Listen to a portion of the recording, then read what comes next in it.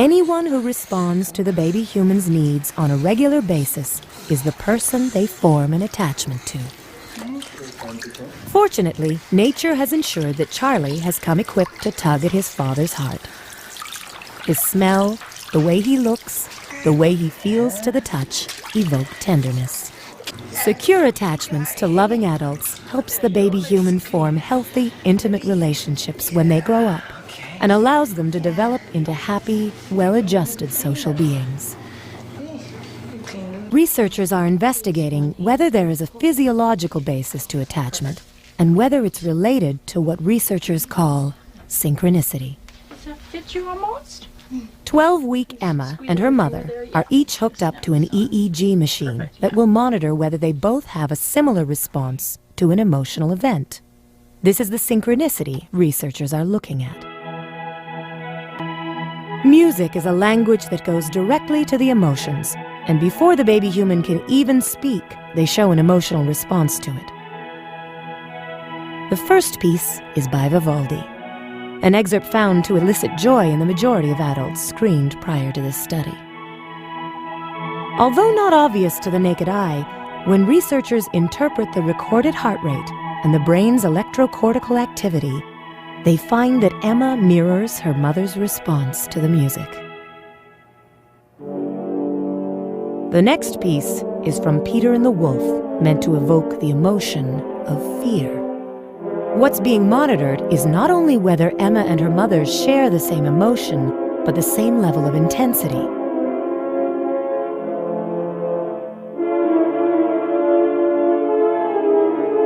Although Emma visibly shows more emotion than her mother, below the level of and her mother share the same emotion, but the same level of intensity.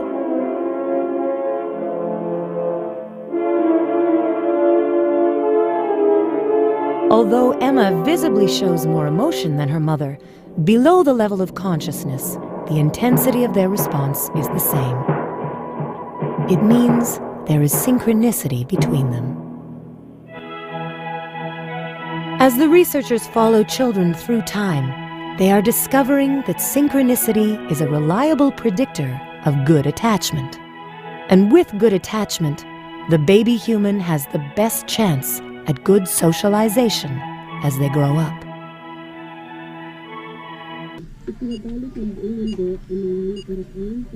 But when she hears English, her parents' language, she reacts completely differently.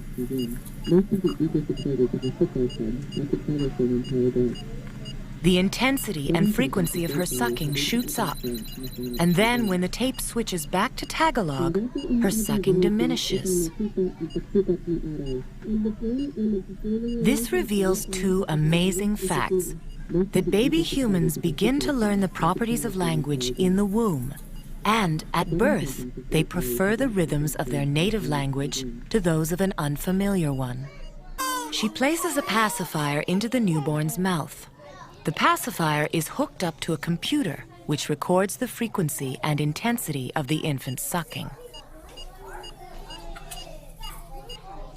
Dr. Worker and her colleague, Tracy Burns, wanted to know whether only hours after birth, the baby human would prefer her parents' native language to a foreign language she had never heard before.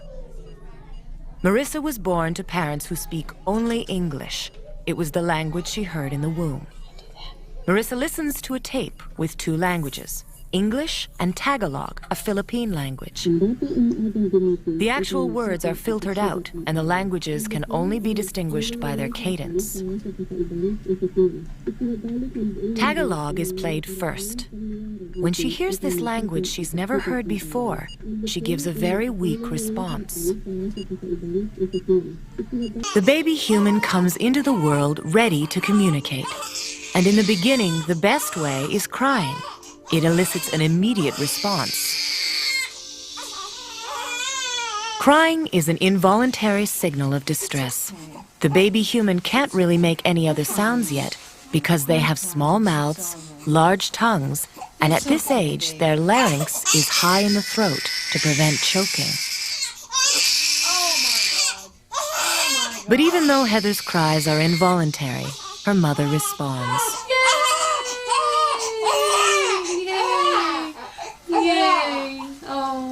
Poor baby. Oh, It's Heather's first way of knowing that the sounds she is making are a way of communicating. yes, much better, eh? And that when she does, there is someone listening.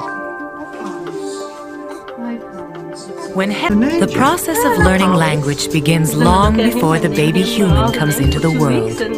What about the one? The fetus experiences all kinds of sensations in the mother's womb. An environment especially rich for the sense of hearing. By 24 weeks, the fetus's inner ear has developed, and it can already hear sounds. The sound of the mother's heartbeat, and even more than that, the sounds of the outside world.